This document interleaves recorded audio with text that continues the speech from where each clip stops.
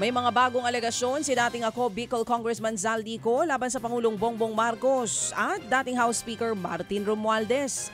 Sa part 3 ng kanyang video na ipinost online, sinabi ni Ko na March 2025 pa lang ay pinagbantaan na daw siya ni Romualdez. Natatakot daw siyang umuwi dahil bukod sa patong-patong na kaso, pinagbantaan din daw siyang ipapapatay kung sasabihin daw niya ang kanyang mga nalalaman.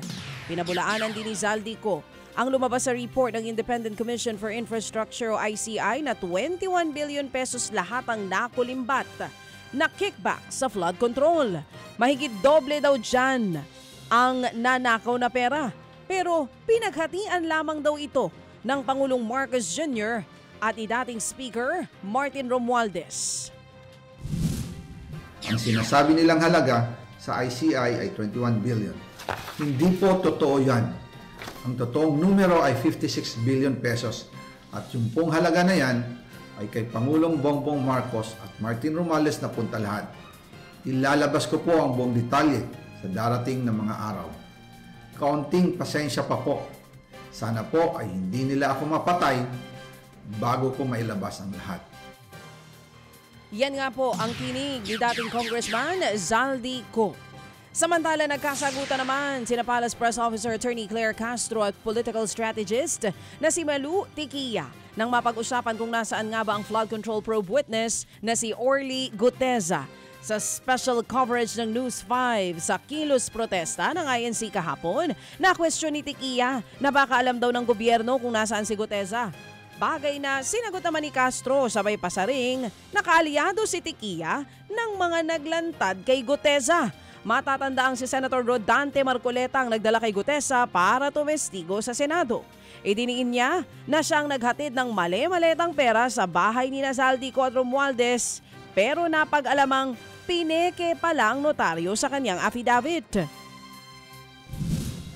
Si Guteza siguro alam ni Yuse kung nasan si Guteza. Bakit naman sa akin ibibintang? Baka kayo may alam. Total kayo naman yata may kakilala yan. Hindi, ikaw nasa gobyerno eh. Pero teka lang, sino ba nag-present sa kanila? Mga kaalyado hindi ko alam kung sino nag-present. Please do not accuse me. Hindi kami nag-present dyan. Baka kaalyado nyo nag-present yan. Hindi. Ayan ang propaganda. Biro mo ang assertion mo. Ako kasama? Eh, ba't mo hinahanap sa akin? Baka alam mo. Alam mo, pag ikaw ang estado, never mind. Well, let's I respect this show. I do not want to go to the gutter. So don't start kasi.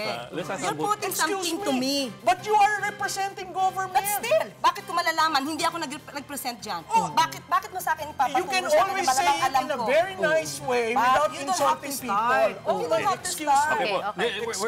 Excuse me po. Naku, aba nalipat na pala yung time slot ng harapan. Na face-to-face? Ng linggo?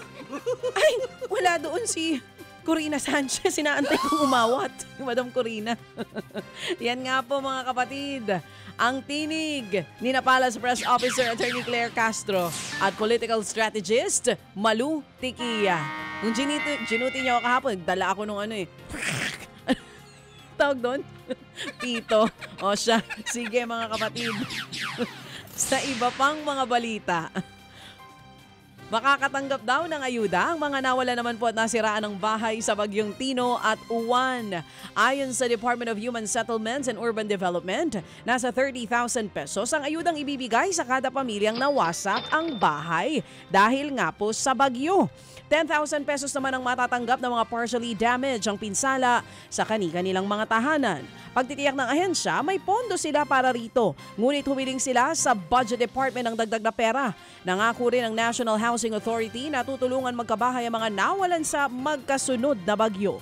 Ayon pa sa NHA, posibleng madagdagan ng pondo dahil sa kalamidad, kaya mas marami rin ang kanilang matutulungan sa mga pabahay. Normally, pag incidents like this, nadadagdagan po yung pondo, no? Binibigyan ng extra ng ating kongreso ng additional funding ang NHA para magawa po yung mga babahay. On the average, NHA, depende po sa budget nila, is about 30,000 units po ang nako-construct nila every year. No? So, with the augmentation ng pondo, we hopefully can build more houses. Yan nga po ang tinig ni Human Settlements Undersecretary Henry Yap. Mga kapatid, brothers and sisters, saan ka pa? Dito na tayo sa totoo. Dito na tayo sa True FM. Mga kapatid, mag-subscribe and follow po kayo sa social media accounts ng True Network PH. Yan po kami. Hanapin nyo lang True Network PH, Facebook, Instagram, YouTube, TikTok, and podcast. Mapa Apple or Spotify man yan, mahahanap nyo kami. Lahat ng mga napapanood at napapakinggan nyo po sa programa, nasa social media accounts namin yan. So, paano mga kapatid? See you sa social media! Dito tayo sa totoo, tunay at tapat.